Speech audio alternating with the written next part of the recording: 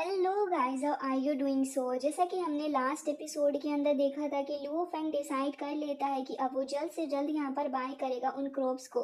इसी के साथ इस एपिसोड की स्टार्ट होती है और हमें देखने के लिए मिलता है कि एक बंदा अपने गार्ड्स के साथ यहाँ पर एंटर हो चुका होता है। दूसरी तरफ हमें पता चलता है कि लुओ फेंग यहाँ पर इंतजार कर रहा है उसी बंदे का।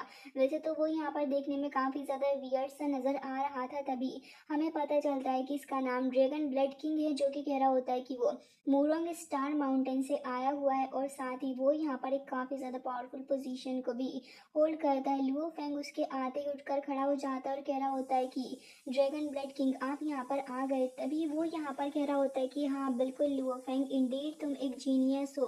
और यहाँ पर लुओ फेंग से बातचीत काफ़ी अच्छे से कर रहा होता है। वो कह रहा था कि वैसे आप बहुत ही ज़्यादा रिस्पेक्टेड पर्सन हो लुओ फेंग, और कह रहा होता है कि वाकई में आपका टैलेंट बहुत ही ज़्यादा एक्स्ट्रा ऑर्डिनरी है। फिर ये दोनों बैठ जाते हैं। लुओ फेंग यहाँ पर बैठा हुआ था तो वो उससे कह रहा होता है कि मैंने सुना है कि आप जर्क क्रॉप्स को बाय करने के बारे में सोच रहे हो, है ना? फिर पूछता है कि बताइए कि आपको कितने चाहिए ये, और ये टॉप लेवल के मैं आपको प्रोवाइड कर सकता हूँ। लुओ फेंग उससे कहने लग जाता है कि मुझे तो काफ़ी ज़्यादा अमाउंट में ज़र्क की ज़रूरत है, एटलीस्ट मुझे 10 मिलियन ज़र्क चाहिए। ये सुनने के बाद तो वो बंदा भी काफ़ी ज़्यादा शॉक्ड हो जाता है और कह रहा होता है कि क्या आपको 10 मिलियन की ज़रूरत है?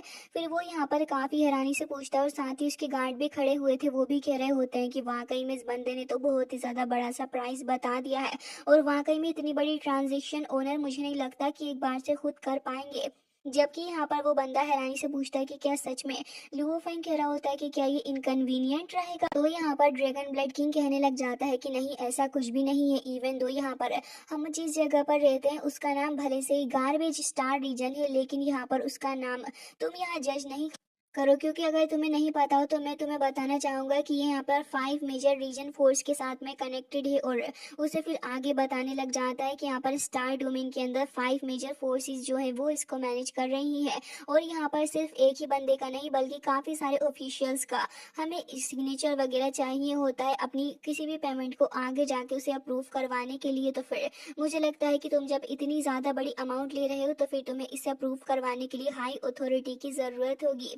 लुओ फेंग ये सुनकर कह रहा होता है कि तो क्या इससे आप थोड़ी प्रॉब्लम में आ सकते हैं? लुओ फेंग ये रिक्वेस्ट करना चाह रहा होता है कि आप क्यों ना किसी बड़े ऑफिसर के बिहाफ पर खुद ही ये काम कर दीजिए। ये सुनने के बाद ड्रैगन ब्लड किंग हंसने लग जाता है और कह रहा होता है कि ऐसी कोई बात नहीं है, अगर तुम चाहते हो तो फिर मैं यहाँ पर ज़रूर से ये ऐसा कर दूंगा। और फिर यहाँ पर हमें दिखाया जाता है कि लुओ फेंग अपनी प्रैक्टिस के लिए आ चुका होता है। दूसरी साइड हमें देखने के लिए मिलता है कि लुओ फेंग अपने ब्रदर्स से मिलने के लिए आया हुआ था कुछ वक्त के लिए, और लुओ फेंग यहाँ पर अपने ब्रदर होंग से मिलकर काफ़ी ज़्यादा खुश भी होता है। वैसे तो यहाँ पर होंग की मुलाकात काफ़ी वक्त बाद इन लोगों से हो रही होती है, तभी यहाँ पर मास्टर ली शेन कहने लग जाते हैं कि काफ़ी टाइम हो गया आपको। तो यहाँ पर लुओ फेंग भी कह रहा होता है कि वैसे सब कुछ कैसा रहा आपका एक्सपीरियंस, क्या रहा है? तभी वो कह रहा होता है कि हाँ, ये बात तो तुमने बिल्कुल सही कही। मैं अगर तुम्हें सही बताऊं तो यहाँ पर मैंने अपने 100 ईयर को कंप्लीट किया है क्योस सिटी के अंदर, और वहाँ पर एंटर करना वाकई में काफ़ी ज़्यादा प्रेस्टीज की बात है और कल्टीवेशन करना भी। लेकिन सही बताऊं तो ये मेरा फॉर्च्यून ही है, जो कि यहाँ पर मेरे टैलेंट की वजह से और साथ ही किंग किंग की वजह से मुझे वहाँ पर इतनी ज़्यादा अच्छी अपॉर्चुनिटी मिली है। वो ये कहने लग जाते हैं कि वैसे वहाँ पर ट्रेनिंग करने के बाद मुझे एक नई अपॉर्चुनिटी ये मिली है कि मुझे यहाँ पर अब एक बार फिर से एक अल्टीमेट जगह पर जाने का मौका मिल रहा है, क्योंकि मैं यहाँ पर अपनी गोल को रीच करना चाहता हूँ, जो कि एक ग्रेट एक सीक्रेट रियल्म के पास में जाना और उसकी प्रेस्टीज को हासिल करना। और वो कह रहा होता है कि ये मेरे लिए काफ़ी ज़्यादा इम्पोर्टेंट भी है। तभी यहाँ पर अब ये सब कुछ सुनकर वॉरियर लीशन कह रहे होते हैं कि क्या क्योस सिटी के अंदर एंटर करना इतना ज़्यादा मुश्किल होता है? तभी वो कह रहे थे कि नहीं, इतना भी मुश्किल नहीं है वैसे।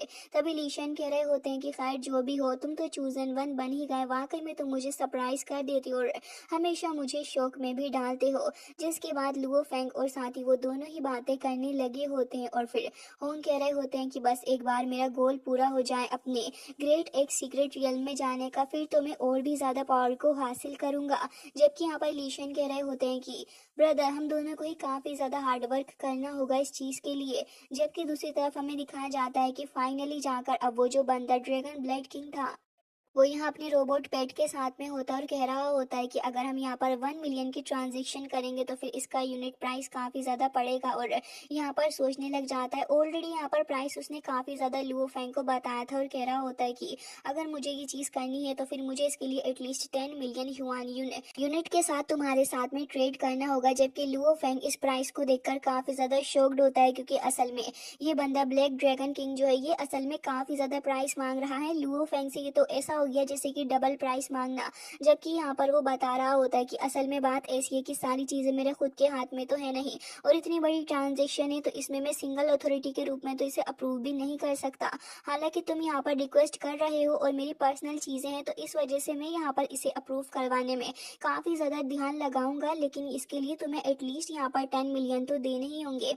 लेकिन लुओ फेंग यहाँ पर क्योंकि इस ट्रांजैक्शन को भी करना चाहता था और इतना बड़ा अमाउंट भी नहीं देना चाह रहा होता, तभी लुओ फेंग उससे बात करने के बारे में ट्राई करता है। तभी वो बंदा कहने लगा होता है कि अगर तुम्हें 200 यूनिट्स चाहिए तो उसके लिए तो तुम्हें यहाँ पर काफ़ी ज़्यादा प्राइस पे करना होगा, और बता रहा होता है कि इन सभी की अलग अलग खासियत है, तुम अपने हिसाब से इन्हें चूज़ कर लो। और कह रहा होता है कि देखो, अगर तुम चाहो तो इनमें से 100 बेस्ट यूनिट्स को भी यहाँ पर सिलेक्ट कर सकते हो, और जो बचे हुए मेटल होंगे तुम मुझे उसको वापस कर देना।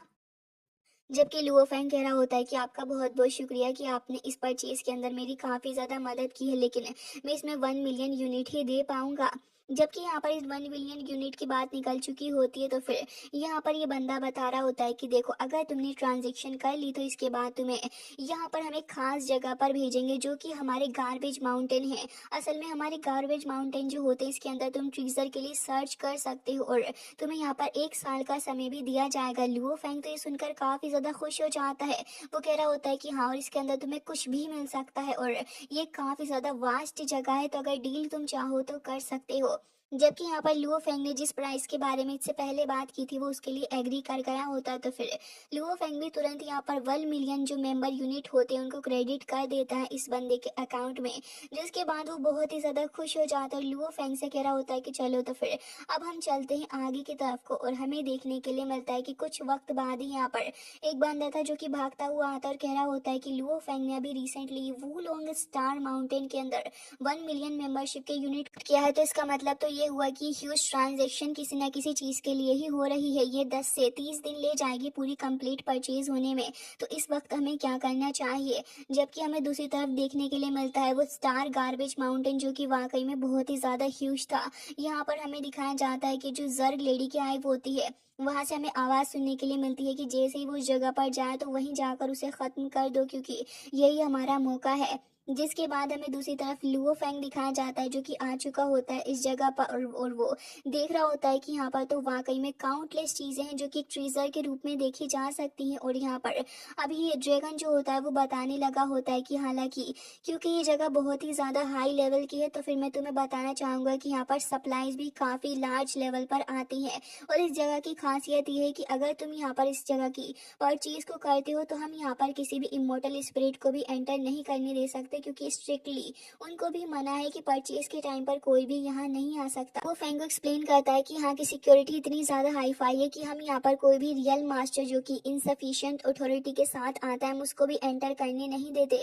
लुओ फैंग को तो अपने सामने बस ये गुड चीजें ही दिख रही होती हैं जिन्हें वो हासिल करना चाहता था, और कह रहा होता है कि ठीक है, तुमने सही कहा। फिर यहाँ पर वो बंदा कह रहा होता है कि वैसे तुमने अपने पास में जिसको छुपाया हुआ है लाओ, तो फिर तुम मुझे उसे तो कुछ वक्त के लिए सौंप दो। जिसके बाद लुओ फैंग कहता है कि ठीक है। साथ ही यहाँ पर वो दायलान को भी अपने साथ लेकर जाने की बात कर रहा था, लेकिन दायलान लुओ फैंग को ऐसे छोड़कर नहीं जा सकता था। लुओ फैंग कह रहा होता है कि काम करो, तुम चले जाओ, मैं अपना ध्यान रख लूंगा। तो दायलान कह रहा होता है कि हाँ प्लीज आप अपना ख्याल रखिएगा। जबकि यहाँ पर ड्रैगन ब्लड किंग बता रहा होता है कि इस जगह पर एक काफी ज्यादा खास यूनिवर्स मास्टर स्टेशन भी है जो कि यहाँ पर एग्जिस्ट करता है। तो फिर तुम अपने हिसाब से जो भी ट्रीजर चूज करना चाहो तुम आराम से चूज कर लेना। फिर वो वहां से चला जाता है।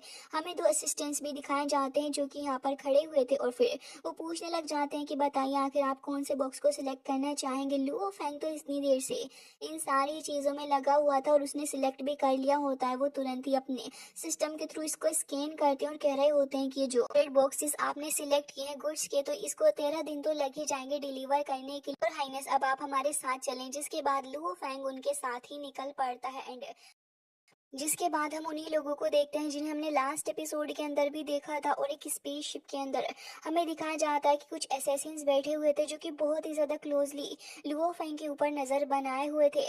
तभी उनमें से एक बंदा काफ़ी ज़्यादा ध्यान से लुओ फेंग की तरफ देख रहा होता है, और बाकी सारे असैसिन्स भी यहाँ पर मॉनिटर कर रहे होते हैं। इवन वो यहाँ पर लुओ फेंग के इस प्लान को ख़त्म करना चाहते थे, और तभी उनमें से एक चिल्लाकर कहता है कि ब्रदर ब्रदर जल्दी यहाँ पर आओ, कुछ तो यहाँ पर हो गया है, और कह रहा होता है कि जल्दी से यहाँ पर आ ही जाओ।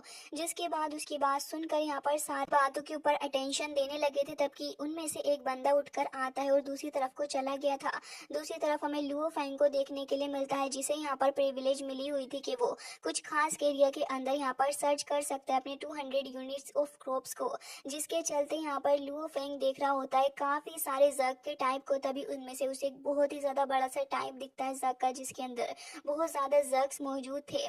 लुओ फेंग जैसे चट्टान जैसे कोप्स के इस पहाड़ को देखता है, तो फिर लुओ फेंग इसे कुछ वक्त के लिए देखता ही रह जाता है। फिर इसे एनालाइज करने लगा था और कह रहा होता है कि इसके अंदर तो काफ़ी ज़्यादा हाई स्पीसीज के बेटल्स भी हैं, और मुझे लग रहा है कि ये वाला जो हिस्सा है वो मेरे लिए काफ़ी ज़्यादा सही रहेगा। और कह रहा होता है कि इसे तो मैं अपने पास ज़रूर से ही रखूँगा, क्योंकि ये वाला यूनिट जो है अगर मैं इसका इस्तेमाल करूँगा तो 20,000 हाई लेवल के जग को डेफिनेटली मैं यहाँ पर अपने पास में रख सकता हूँ, जिससे कि लुओ फेंग की आर्मी और भी ज़्यादा स्ट्रांग हो जाएगी।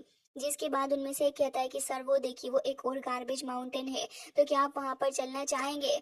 तभी लुओ फेंग इसके बारे में सोचने लग जाता है और कह रहा होता है कि वैसे वो लोग स्टार माउंटेन के अंदर तो काफी सारे टीजर हैं, लेकिन लुओ फेंग इसके लिए मना करता है और कह रहा होता है कि नहीं, इसकी कोई भी जरूरत नहीं है। जबकि दूसरी तरफ हमें वही असैसिन की शिप देखने के लिए मिलती है, जहाँ पर उनमें से एक बंदा जिसका नाम मिस्टर के होता है वो कहीं उठकर जा रहा था, तो फिर उसका साथी पूछने लग जाता है कि मिस्टर के तुम कहाँ पर जा रहे हो?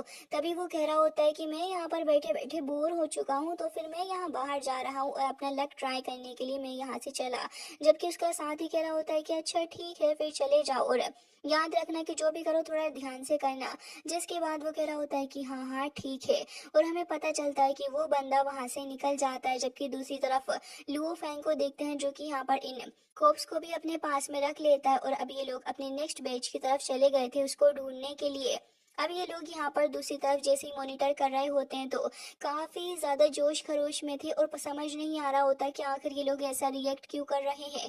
जबकि हमें देखने के लिए मिलता है वो बंदा मिस्टर के वो यहाँ पर फ्लाई करता हुआ जा रहा था और कह रहा होता है कि तुम यहाँ पर 9 ड्रम्स को कंट्रोल करने की कोशिश कर रहे हो, मैं यहाँ पर उससे पहले ही तुम्हें तबाह कर दूंगा, जिससे कि तुम यहाँ पर इन सारी चीजों की आगे बढ़ने के बारे में सोचोगे ही नहीं। और ये कहने के बाद वो और भी ज्यादा तेजी के साथ में फ्लाई करता हुआ जा रहा होता है। वैसे तो यहाँ पर आसपास साथ पर नजर रखने के लिए पूरा इंतजाम था, लेकिन देखने वाली बात तो ये थी कि वो बंदा इन सभी चीजों से बचते बचाते चला जाता है। लुओ फेंग यहाँ पर हाफ ऑफ द प्रोडक्ट को रिव्यू कर चुका था, और अब वो यहाँ पर बचे हुए कॉप्स को भी देख रहा होता है। फिर लुओ फेंग कहने लगा होता है कि जिस हिसाब से मैंने यहाँ पर अपनी वेरियस यूनिट को जग की खरीदा है, उस हिसाब से मेरे पास में अगर बात करूँ तो फिर टॉप क्वालिटी के जो जग हैं जो कि हाई टीयर के हैं वो 50% के बैच में है, जबकि मिड टीयर के जग 40% है, और बात करूँ लोअर टीयर के जग की तो फिर वो बस 10% ही है, जिससे कि लुओ फेंग एक बहुत ही ज़्यादा अच्छी खासी आर्मी को बिल्ड कर सकता है। तभी हम मिस्टर के को देखते हैं जो कि यहाँ पर देख रहा होता है कि आखिर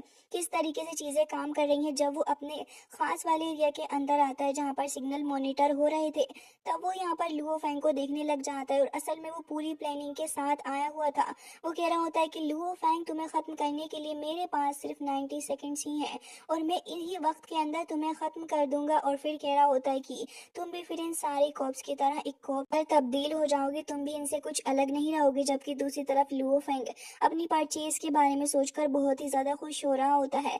तभी वो बंदा यहाँ पर टाइमर सेट करता है, और तुरंत ही यहाँ पर काफी ज्यादा तेजी के साथ में फ्लाई करते हुए लुओ फैंग की तरफ बढ़ रहा था। जबकि लुओ फैंग कह रहा होता है कि ऑलरेडी ये डील यहाँ पर थोड़ी महंगी है, लेकिन अगर मैं यहाँ पर स्टार्टिंग से और अगर अच्छे जग्स को बाय करता तब ये मुझे और भी ज़्यादा महंगी पड़ जाती। ऑल तो यहाँ पर इस तरीके से बाय करने से मेरा फ़ायदा ही हुआ है, और मैंने काफ़ी पैसे भी कम खर्च किए हैं। जिसके बाद हमें देखने के लिए मिलता है कि लुओ फेंग उस